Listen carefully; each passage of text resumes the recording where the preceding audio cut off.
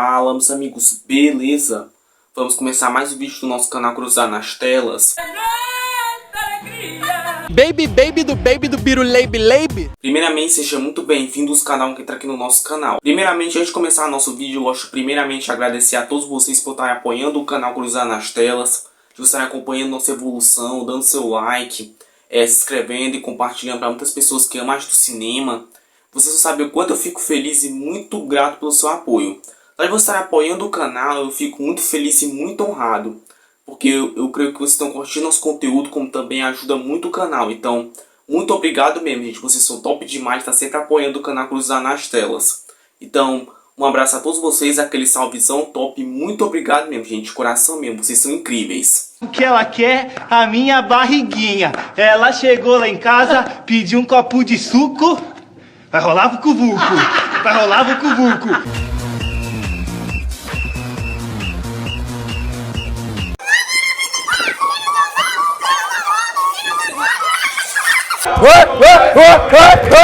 Pra aquele inscrito top que tá sempre acompanhando nossos vídeos e nossa evolução, dá nosso likezão, te arrebenta nosso like no nosso vídeo. Porque eu vou ver que vocês estão curtindo nosso conteúdo, como também o YouTube ele vai recomendar para mais pessoas que o nosso vídeo é bom, como recomendado. Então, dá nosso likezão, gente, que é de graça e eu conto muito com sua ajuda. Realmente. Hã? Hein? Eu vou imitar o peru. Como também, se você é novo no canal que está acompanhando nossos vídeos, se inscreva no canal e ativa o sininho para não perder nenhum vídeo. Então, você ativando essa função, vocês vão perder os vídeos novos que vai vir, que o YouTube ele vai lhe avisar que vai ter vídeo novo, como vai ajudar muito o canal. E vocês são muito bem-vindos ao canal Cruzar nas Telas, que vamos conhecer muitos clássicos do cinema. Então, se inscreva, gente, que é de graça e vai ajudar muito o canal. Eu conto muito com sua ajuda. Vem, monstro, pode vir comigo, monstro. Vamos entrar para tomar uma xícara de café. Não seria muito incômodo? Ai, de maneira alguma. Se você estiver curtindo nosso conteúdo, que eu creio que sim, compartilhe, gente, para o máximo de pessoas possível. Podem compartilhar. Vocês compartilhando, gente, vai ajudar muito o canal. Como pra mim vai ser uma honra ensinar essas pessoas a arte do cinema. Porque o cinema é uma arte que vai ser explorada com muitos detalhes e elas vão ser muito bem-vindas aqui. Porque eu creio na coisa, gente. Vamos ser melhor sem crítica do YouTube e muita novidade bacana vai vir nesse ano. Amém.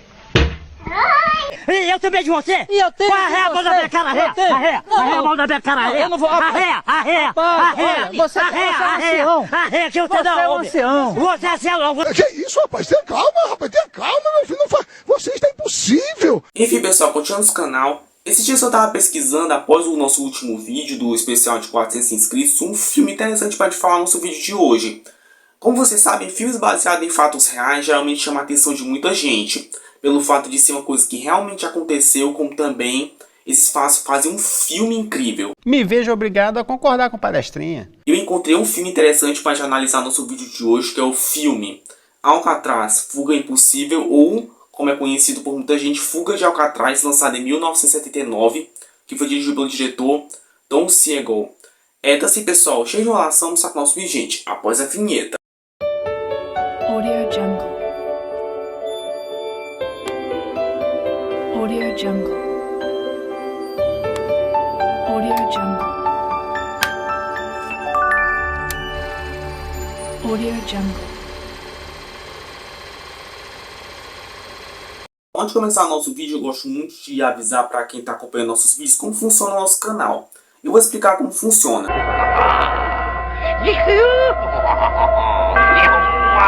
Primeiramente, a gente começa falando sobre a produção do filme. A gente vai conhecer como foi a questão interna dos produtores, como foi as gravações, as ideias dos roteiristas, do diretor. A gente vai conhecer melhor como foi a questão interna desse filme. Também a gente vai falar sobre o Rotten Tomatoes, que é um site de crítica especializada. Eles avaliam notas e também opiniões dos críticos que são muito especializados nessa área, que eu me baseio neles, claro. E também, é claro, o resumo do filme, como é a história, e também as cenas que são pra gente sentir aquela vibe de cinema clássico. O diferencial do nosso canal é esse, mostrar as cenas dos filmes. Exatamente. E claro, nos curiosidades, eu creio que vocês não sabiam, e também minha crítica baseada na crítica especializada. Vocês sacaram como é que funciona? Então vem com a gente que a gente vai conhecer tanto a história do filme como a história real, assim, essa história, como ela foi baseada em fatos que realmente aconteceram, já conhecer como foi o filme para a gente diferenciar a realidade com a ficção. Porque geralmente adaptações eles mudam as coisinhas, mas o filme é totalmente verídico com os fatos dos prisioneiros que fugiram de Alcatraz, que é uma das prisões mais seguras do mundo, né? Que teve algumas falhas, né? Ai, que burro, dá 0 pra ele. E já conhecer a partir de agora, então bem corrente como conhecer sobre essa produção desse filme interessante demais. A Penitenciária Federal de Alcatraz foi fechada pouco tempo após os fatos verídicos que deram origem ao livro e ao filme. O roteirista Richard Duggan passou há 6 meses estudando e pesquisando o roteiro baseado no romance de não ficção de J. Campbell Bruce.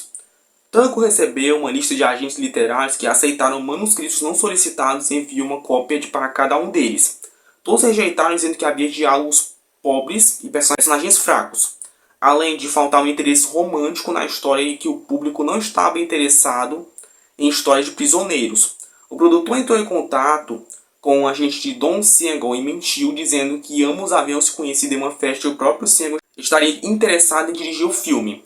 O agente passou o roteiro para Siegel, que aprovou, e passou para Clint Eastwood. Assim, pessoal, pelo que a gente acabou de entender, no início da produção de A Fuga de Alcatraz, a gente conhece a história dos prisioneiros que fugiram na década de 60, lá e precisamente em 1962.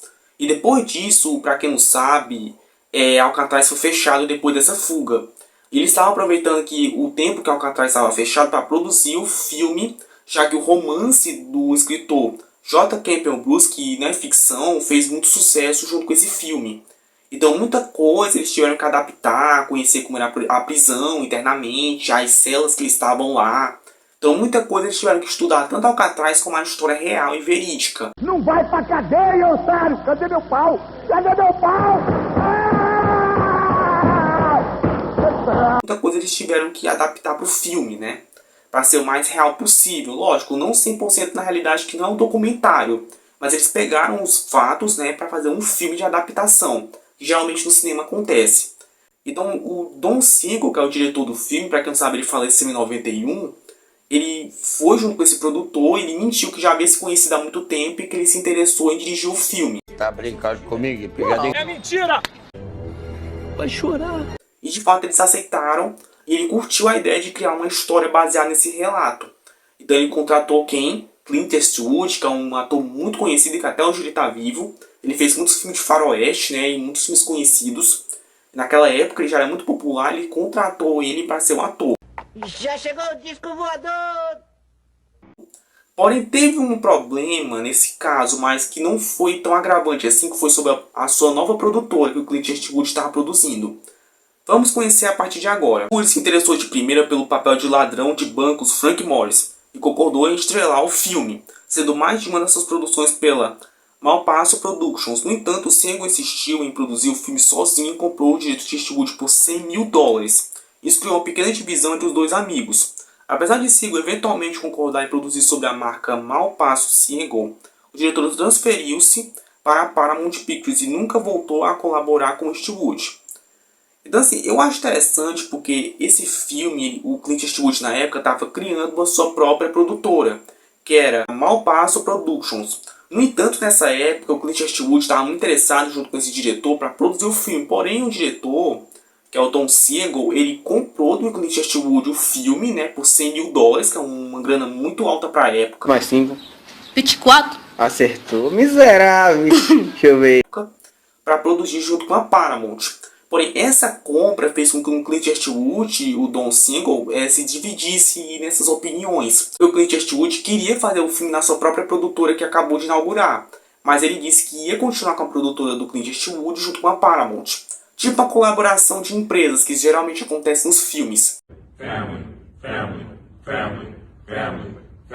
É verdade. Quer dizer, às vezes não. Isso não deu muito prejuízo para o filme, que o Clint Eastwood estreou e fez muito sucesso. É dado que vamos continuar com a produção, né, que foi mais interna. Como o gerador de energia de Alcatraz já não funcionava há anos, a produção precisou implantar 15 milhas de cabos elétricos até São Francisco. Como Siegel e Tangley trabalharam no roteiro, os produtores pagaram $500 mil para restaurar parte do presídio e recriar a atmosfera gélida do local. Alguns interiores foram criados em estúdio, muitas das melhorias foram mantidas intactas após a conclusão das filmagens.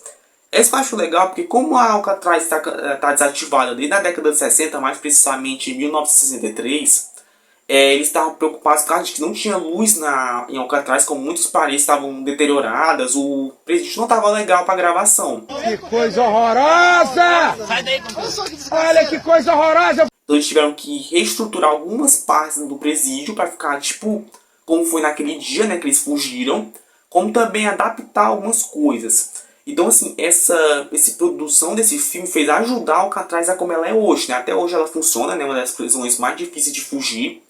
E realmente, eles fizeram energia até São Francisco, que é onde é vizinho a Alcatraz. Por exemplo, tem... Então, muita coisa nesse filme ajudou a Alcatraz a ter melhorias técnicas, dizendo assim, tanto para o filme como também para a realidade, né? Dos prisioneiros que estão ali, né? Essa gazela do satanás! Então que a gente vai conhecer agora como os produtores pensaram em realidade com ficção no filme. Vem com a gente vamos conhecer agora.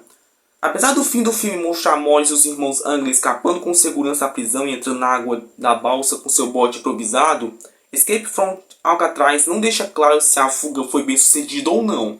Na realidade, até os dias atuais não se sabe se os 3 fugitivos sobreviveram, mesmo com a existência de certas evidências de seu paradeiro após a fuga. O diretor da prisão é um personagem obscuro e sem nome. O filme se passa entre a chegada de Morris a Alcatraz em janeiro de 1960 e sua fuga em junho de 62. Pouco após a sua chegada, Morris reúne-se com o diretor que permanece em seu escritório com todo o restante do filme. Na realidade, o diretor Paul J. Madigan foi substituído por Orrin G. Blackwell em 1961. No filme, o personagem cita Johnston e Blackwell como seus antecessores. Muita coisa eles tiveram que improvisar, porque muitos desse caso até hoje é muito desconhecido, como por exemplo o paradeiro desses homens que fugiram. Porque depois que eles fizeram um bote improvisado, que a gente vai conhecer já já como foi essa história, a realidade dos homens que fugiram da prisão, eles realmente fizeram botes e muitas formas para poder fugir, mas a gente não sabe se eles sobreviveram, porque para quem não sabe, muitas tentativas de fugir de Alcatraz falharam. Uns prisioneiros tentaram fugir, mas morreram afogados, porque Alcatraz para São Francisco é uma viagem, né? Assim, nadando, né?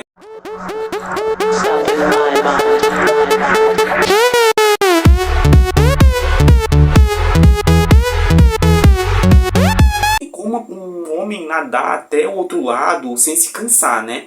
Porque tem fortes ondas e muitas coisas que podiam atrapalhar. Pela cabeça assim de Jorge! Morriam afogados ou eles voltavam para a prisão, né? Não tinha como fugir. E nesse caso, até hoje, eles não sabem se eles sobreviveram ou não. Mata, aqui tem coragem. Mostra como foi a época que o Frank Morris entrou em 1960 e sua fuga em 1962, que é quando o filme realmente mostra eles fugindo da prisão, igual como foi na realidade. Olha aí, ó, este elemento cara de pau, vagabundo, está aqui. Tanto que vamos conhecer agora a bilheteria do filme, que foi muito alta. Olha como foi, gente.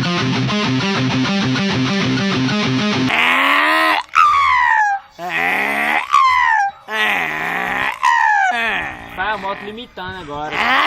O filme arrecadou 5 milhões de dólares nos Estados Unidos durante sua semana de estreia em 24 de junho de 79. No total, o filme rendeu 43 milhões de dólares de bilheteria, tornando-se a 15ª maior bilheteria do país em 1979. Foi um sucesso de bilheteria, arrecadou 43 milhões de dólares, tornando-se a 15ª maior bilheteria de 1979. E ele foi muito bem, tanto de crítica quanto de bilheteria. É isso que a gente vai ver agora, porque o Rotten Tomatoes, que é um site de crítica especializada, eles avaliaram com nota muito alta. Eles avaliaram com a nota de 97% no tomatômetro e 85% de pontuação pública. 97% é uma nota muito alta, é quase 100, né? E os fãs também curtiram a vibe que o filme quer trazer, porque ele é um filme de crime, de drama, com uma pegada meio biográfica, né? Dizendo assim. Chama a polícia! Olha o que os críticos disseram. Escape from Alcatraz faz um uso brilhante de claustrofobia tensa em seu cenário infame, bem como da resolução lendária de seu protagonista, Frank Morris, né? Que se refere a ele. Os críticos dizem que o filme ele tem cenas tensas e cenas bem assim que você se preocupa com o protagonista, dizendo assim, né, na forma dele fugir dali. Como também ele mostra o cenário de uma forma bem trabalhada do começo até o final, como foi naquele dia, né? Porque eles pegaram as pistas, né, como foi naquele dia, e fizeram um filme bem trabalhado e bem detalhado. Lógico, tem cenas que são fictícias, porque toda adaptação tem isso, mas Isso de fato me chamou a atenção, porque ele é bem trabalhado do começo até o final. Ele é com Clint Eastwood interpretando o Frank Morris, né, que é o protagonista, dizendo assim. Assim, pessoal, vamos conhecer a história do Frank Morris e dois irmãos que escapam de Alcatraz, que é uma das prisões mais difíceis de fugir na década de 60, mais precisamente em 1962, no São Francisco, em A Fuga de Alcatraz. 18 января 1960 года, Сан-Франциско. В фильме «Побег из Алькатраса». A Fuga de Alcatraz, a história ela é assim. Frank Morris, um prisioneiro com um histórico de várias fugas, é mandado para Alcatraz, a penitenciária de segurança máxima mais brutal e infame dos Estados Unidos. Para cumprir o resto de sua sentença, Morris logo percebe o quanto o local é desumano e entra em conflito com seu cruel diretor. Farto com a vida em Alcatraz, Morris e dois irmãos planejam e pensavam uma fuga à ilha. Então assim, pelo que a gente acabou de ter na história, o Frank Morris, que é o nosso protagonista, interpretado por Clint Eastwood, ele já fugiu de muitas prisões. Sua vagabunda capivara! E a polícia já não estava cansada disso, eles mandaram para Alcatraz, que é uma ilha bem protegida e é bem difícil de fugir. Porém, o Frank Morris, que é o nosso protagonista, ele não aguenta mais viver ali porque é muito desumano e tem umas coisas que ele não acha legal ali, porque é uma prisão muito rígida. Então o que aconteceu?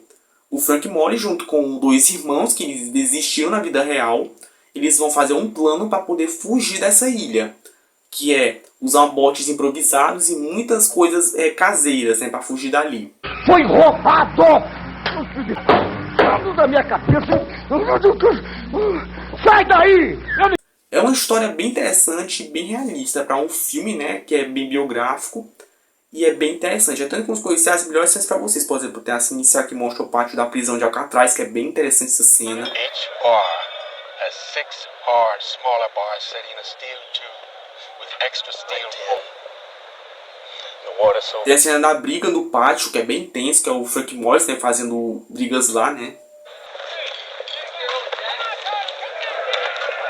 Right, Wolf.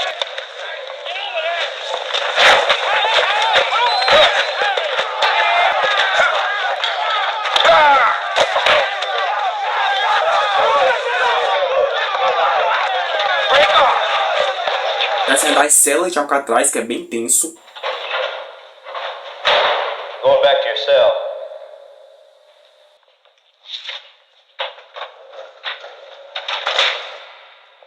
Washington. How you doing, neighbor? I'm Charlie Butts. Tem a cena que o Frank Morris olha para uma ventilação como um meio de escape, né, uma forma dele fugir dali, uma ideia, né.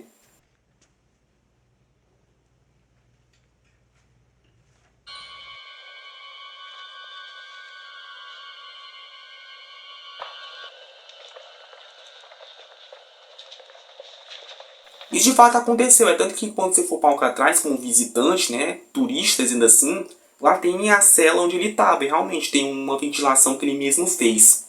É muito interessante. Eu tô louco? Não! Eu não tô louco! Eu não tô louco! Tem a cena do Frank começando a quebrar a parede da ventilação, né, com uma moeda, inclusive, isso de fato aconteceu de verdade.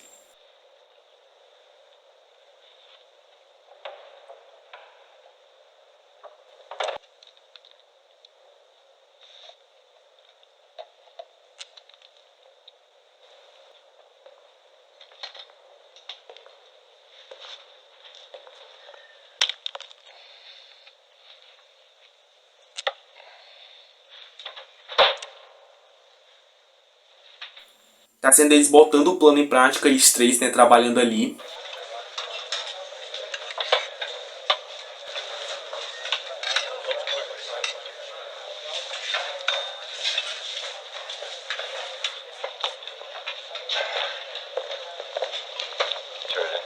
You goddamn right I could cook.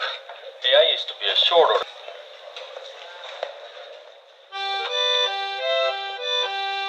Tá sendo eles colaborando com o plano e o Frank esquentando uma colher para poder quebrar mais a parede, né, que ela é fraca.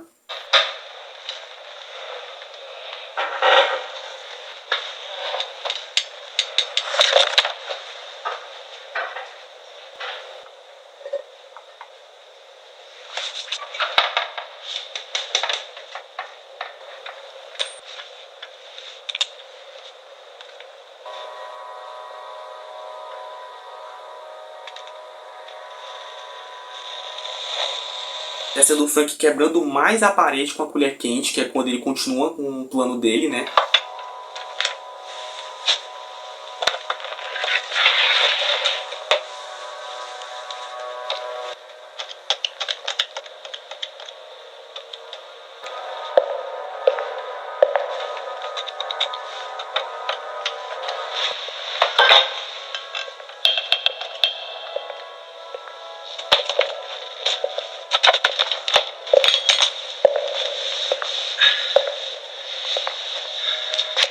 Descendo o Frank, quando ele consegue quebrar a ventilação, ele consegue ver como é lá dentro, né, através da parede.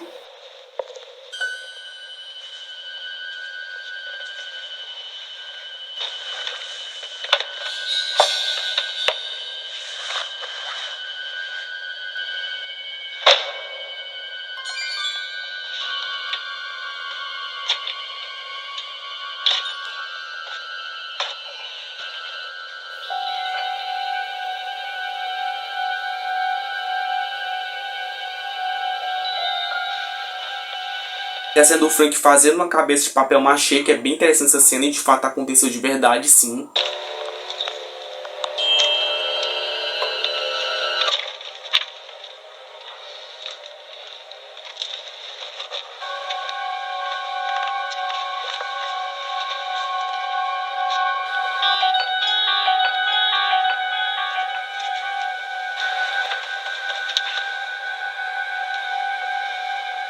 Descendo o Frank, entrando na ventilação, ele colocou a cabeça de papel machê falsa, né, sendo assim, para enganar os guardas, de fato deu certo, mas ao mesmo tempo desconfiaram dele.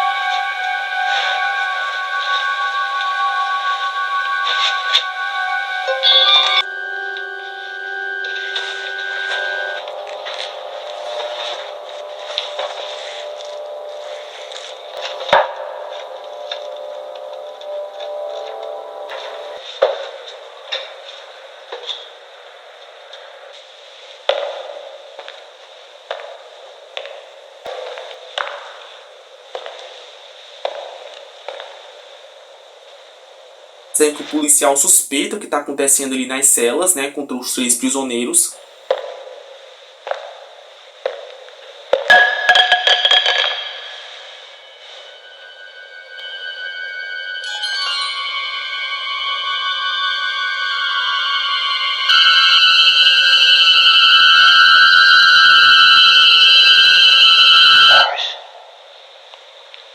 Descendo dos compartimentos internos de Alcatraz, que eu acho muito massa assim, que é bem gravado e bem dirigido.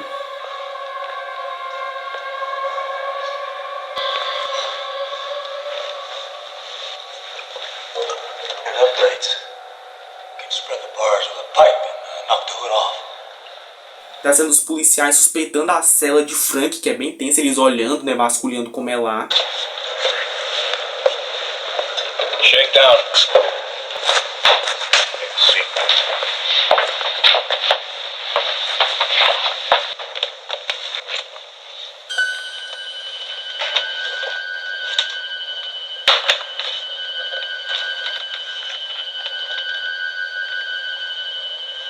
Descendo os 3 compartimentos internos, os policiais não acham nada estranho, por enquanto, né?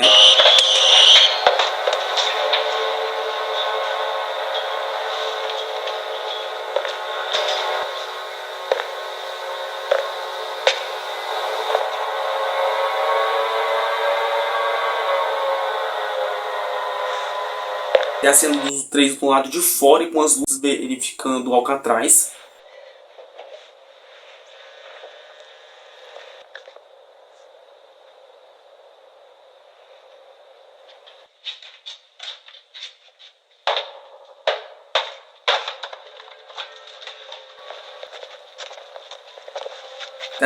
Descendo da prisão, né, nas partes mais altas de lá.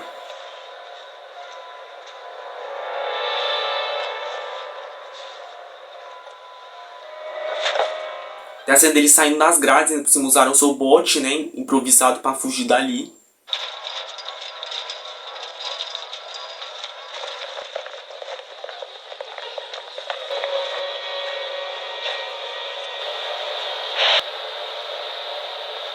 E dessa na final que eles escapam no mar de Alcatraz e que até hoje só Deus sabe o que aconteceu com eles três, se eles sobreviveram ou se eles morreram. Na Wikipédia, geralmente eles dizem que morreram no mesmo dia, que é lá em 1962, né, um dia depois. Eles morreram afogados, alguma coisa do tipo. Até hoje a gente não sabe o que aconteceu com eles três. A gente vai ver já já umas possíveis avistamentos deles, na verdade. E o final finaliza ali daquele jeito, né?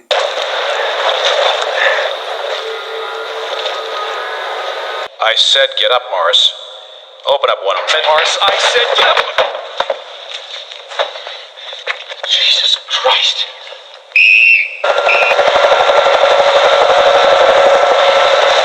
Que é interessante que mostra até uma frase no final que eu vou traduzir para vocês e vocês vão ver já já na cena.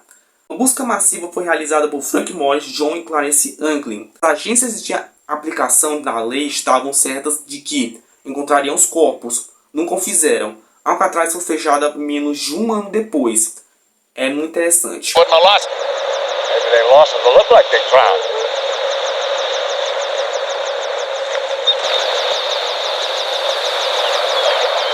Warden?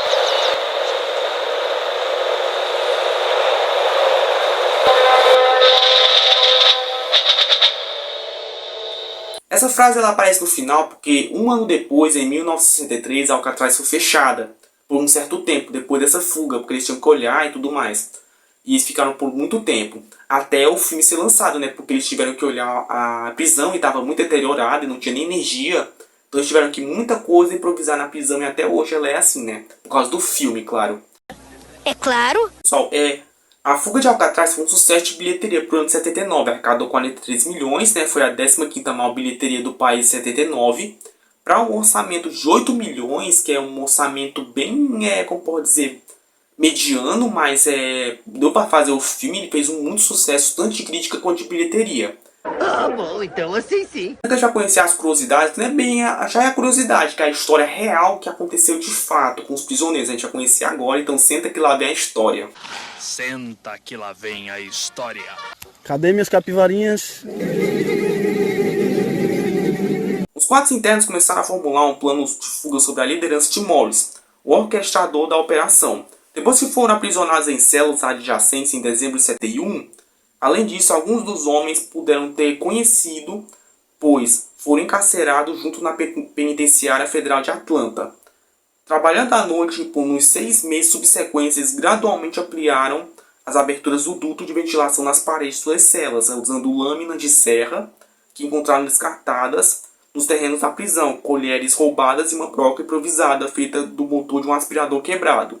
Eles esconderam os buracos com papelão e tinta, e o barulho do trabalho da escavação era abafado com Morris tocando acordeon. Tanto Frank Morris quanto os dois homens que estavam ajudando ele a fugir dessa prisão, eles tiveram muitas ideias. Eles utilizaram muitas ferramentas. Eles utilizaram lâminas de serra que foram descartadas, roubaram colheres, né? Usaram também motor de aspirador de pó, e também para eles abafarem também o barulho, né? Eles utilizaram um acordeon, que é aquele instrumento, né, que faz uma moeda também para fugir, para poder quebrar a parede. Você é vergonha da profissão! Continuar também com os planos que eles tinham na prisão para poder fugir. Do corredor eles subiram para o telhado de seu bloco de celas. Dentro do prédio, onde montaram uma pequena oficina lá, eles reuniram uma variedade de materiais roubados e doados, incluindo mais de 50 capas de chuva, no qual confeccionaram os coletes salva-vidas, com base em um projeto que eles viram na revista popular Mechanics, e um bote de borracha medido 1,8 metros por 4,3 metros. As costuras foram cuidadosamente feitas e seladas por um calor dos tubos de vapor próximos. Eles roubaram um pequeno acordeon do tipo corsetina, junto preso para servir de fole para inflar a jangada, e construíram remos improvisados de madeira e parafusos roubados. Finalmente eles escaparam que levavam a grande parte no telhado e cortaram os rebites que seguravam ambos do lugar. Os homens escondiam nas suas ausências enquanto trabalhavam fora de suas celas. Depois de fuga em si, esculpiram cabeças fictícias feitas de papel machê, com mistura de sabão, creme dental, pó de concreto e papel higiênico, e dando-lhes uma aparência realista com tinta na oficina de manutenção e cabelos da barbearia, com toalhas e roupas empilhadas sobre os cobertores de seus beliches e as cabeças falsas posicionadas nos travesseiros que eles pareciam estar dormindo. Os caras são tão inteligentes que eles utilizaram muitas coisas, né? Eles fizeram também colete salva-vidas improvisado, e também pegaram um bote de medindo 1,8 metros por 4,3 metros, ou seja, um bote médio, mas eles podiam fugir dali com 3 pessoas. Dando que eles fizeram também remos improvisados e também eles fizeram as cabeças com papel machê, sim, que foram com materiais que eles acharam na prisão. Eles utilizaram mistura de sabão, creme dental, pó de concreto e papel higiênico, só coisa básica para poder criar as máscaras falsas, né, as cabeças, para poder eles fingir que eles estão dormindo.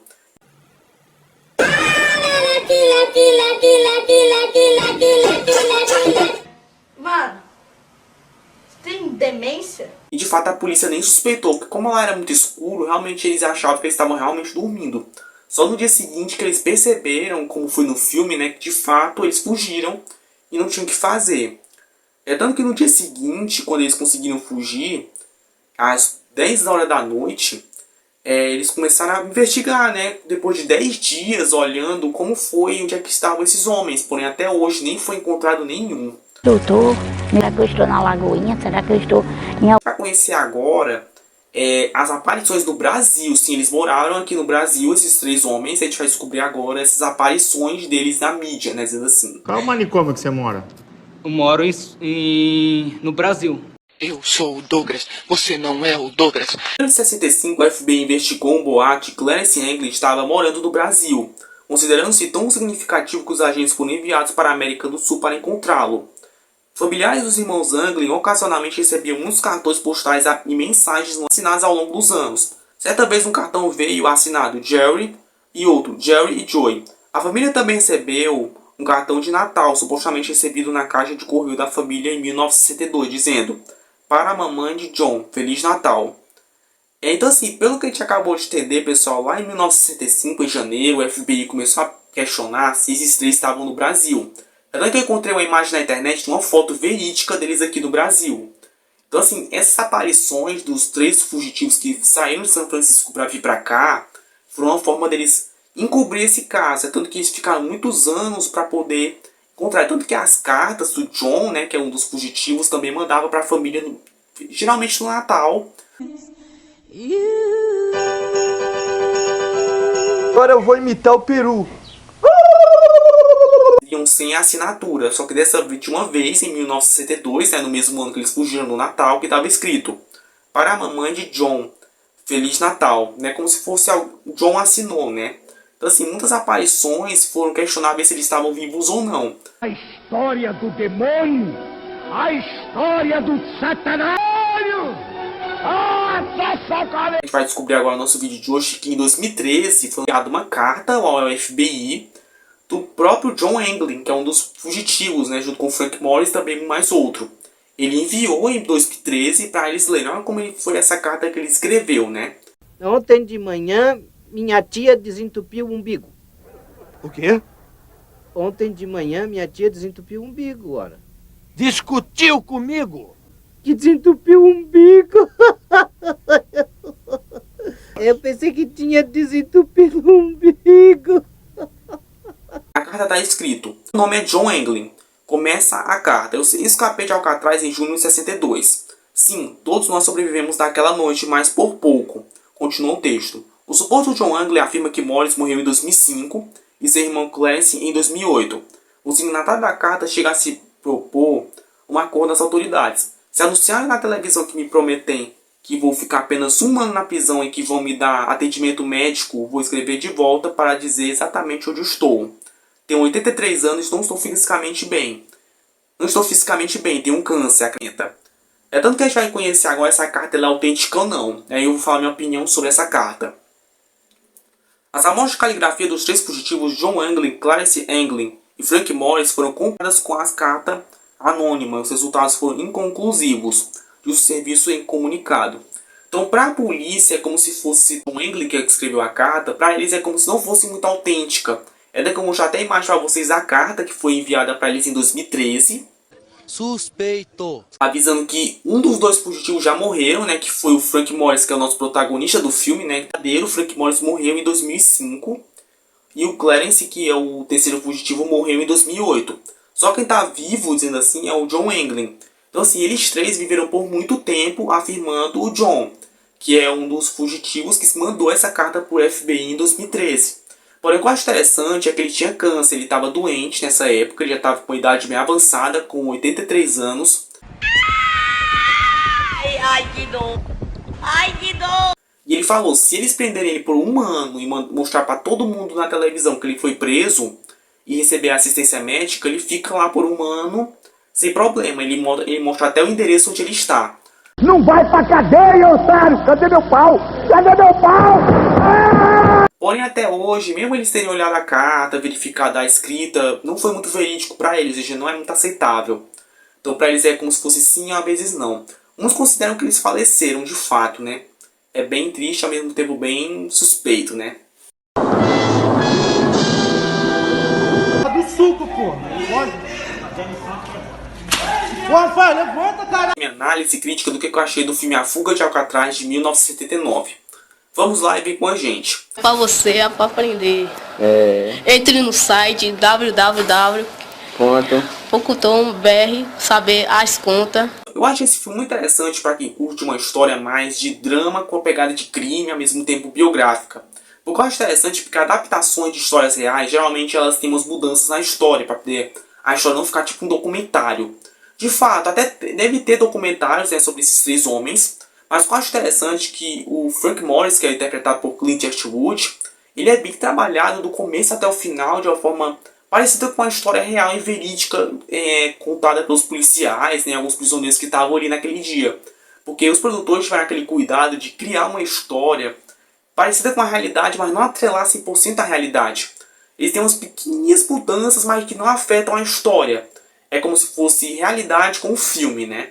Porque eles mostram de uma forma verídica, ao mesmo tempo com uma pegada biográfica com pegada de filme.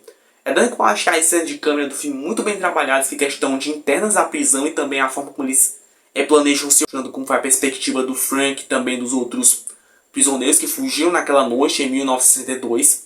Ele tem aquele estilo, sabe, de filme de fuga da prisão, né? Como é clássico dos filmes de Hollywood. Mas eu acho interessante porque ele é questionável, porque ele é muito bem na crítica e foi muito bem na bilheteria na época. Até hoje ele é muito bem aceitável como um filme verídico e muito bem aceito e bem parecido com a realidade que aconteceu naquele dia. Ou melhor, naquela fuga, né? Nossa senhora, primeira, acelera muito. Você vai me perguntar, mas vale a pena assistir A Fuga de Alcatraz de 1979 em pleno 2023? Pois bem, eu digo que sim. Porque ele é um filme muito bem trabalhado, muito bem escrito para uma história biográfica. Eu acho muito bem interessante, apesar de não ser um documentário, né? Porque um documentário ele explicaria com mais detalhes, mais aprofundamento. Você não precisa 100% de profundidade, porque ele tem aquela técnica de mostrar o filme sem ser muito arrastado. Ele já mostra um resumo do que acontece quando o Frank foi preso e quando ele escapou. É muito bem resumido no tempo certo. Ele é muito bem trabalhado e muito bem dirigido. Muito bem criativo em criar cenas internas da prisão e também o pensamento de cada prisioneiro que estava ali naquele dia. É muito interessante, eu recomendo a todos vocês assistirem A Fuga de Alcatraz pela história, pelos personagens, que são muito bem trabalhados, principalmente pelo Clint Eastwood estar no meio, então é coisa boa, pode vir sim. É muito interessante, a gente conheceu como foi a fuga desses 3 homens que até hoje é desconhecido, né? Pela carta, se diz que eles sobreviveram até 2013, né, que foi quando a carta foi enviada. A gente não sabe o paradeiro deles 3 e até hoje a polícia também está investigando, mas não encontrou nada com nada. É dado que se for na Wikipédia, como eu acabei de dizer, só vai estar a data deles como mortos. Muitos acreditam que eles podem ter morrido afogados, né? Porque para nadar de Alcatraz até a Bahia, né, de São Francisco, né, na praia, ainda assim, é 5 km nadando. Então é uma aventura e tanto, né, para fugir dali. Tá, mas que nota eu vou dar? Pois bem, é claramente a nota 10, né? Porque ele é um filmaço. Como também ele é bem dirigido e também bem atuado pelo Clint Eastwood e pelos outros atores que estão trabalhando ali. Está muito bem a década de 60 em um filme. Parece que você está realmente naquele dia olhando os prisioneiros e tudo mais. Porque ele é um filme tenso, ele é um filme bem trabalhado, ele é um filme bem de questões emocionais dos personagens. É muito legal o Clint Eastwood atuando como Frank Morris. Eu acho que ele é bem trabalhado do começo até o final. Nosso protagonista principal junto com os 2 prisioneiros. Porque é legal essa tendência deles 3 se interagindo e também tentando achar forma de fugir dali. E por simples falhas eles conseguem fugir de Alcatraz com estilo, né, dizendo assim. É muito interessante, eu recomendo a todos vocês sim assistirem. É muito massa. Esse é o menino que dá o cu, ó, o bicho piruleta, viu? Então assim, pessoal, esse é um filmaço de 1979. Como também ele trouxe o Clint Eastwood pro cinema de uma forma bem incrível, com o Frank Morris, que é um dos prisioneiros que fugiram de Alcatraz, e que até hoje sua paradeira é desconhecido junto com os dois prisioneiros que fugiram também com ele. Se essa carta fosse verídica, até eu diria que eles estariam vivos sim, já que um diz que o Frank Morris morreu em 2005 e o outro em 2008, a gente não sabe muito bem o paradeiro deles, mas é uma história bem contada do começo até o final, que deixa aquele ar de mistério, né? É sensacional. This is Alcatraz, otherwise known as The Rock. This is Frank Morris, burglary. People tried to escape. Most of them have been recaptured. Those that haven't have been killed. I may have found a way out of here. No one has ever escaped from Alcatraz. I'm in. Me too. And no one ever will. And no one ever will. And no one ever will. On June 12, 1962, that statement was no longer valid. Clint Eastwood is Frank Morris in Escape from Alcatraz. Coming this summer from Paramount Pictures. Enfim, pessoal, espero que vocês tenham gostado do nosso vídeo de hoje. Dá nosso likezão, te arrebenta nosso like no nosso vídeo, porque eu vou ver que vocês estão curtindo nosso conteúdo. Como o YouTube ele vai recomendar para mais pessoas que o nosso vídeo é bom como recomendado. Eu vou ficar muito feliz pelo seu apoio, por estar curtindo nosso conteúdo. Então, dá nosso likezão, a gente cai de graça e vai ajudar muito.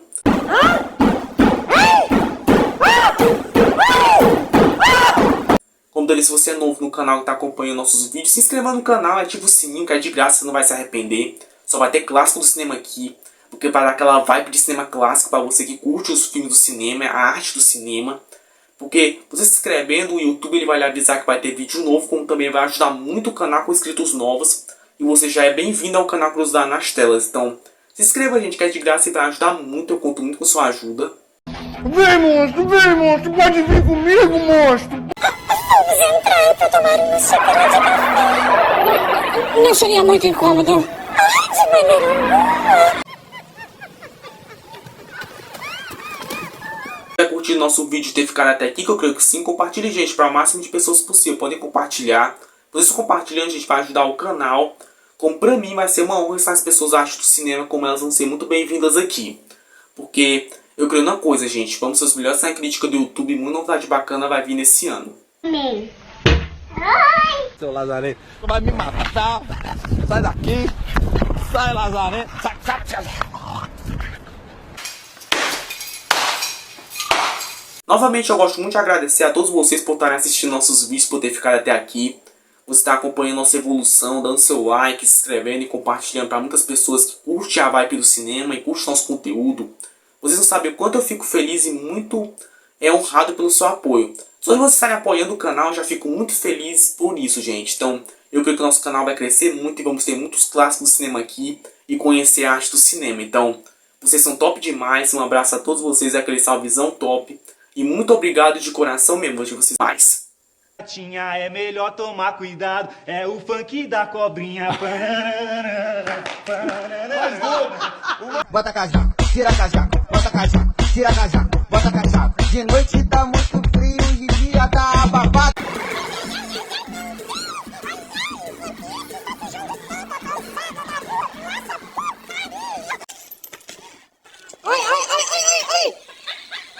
Muito obrigado por ter ficado até aqui, muito obrigado pela sua atenção.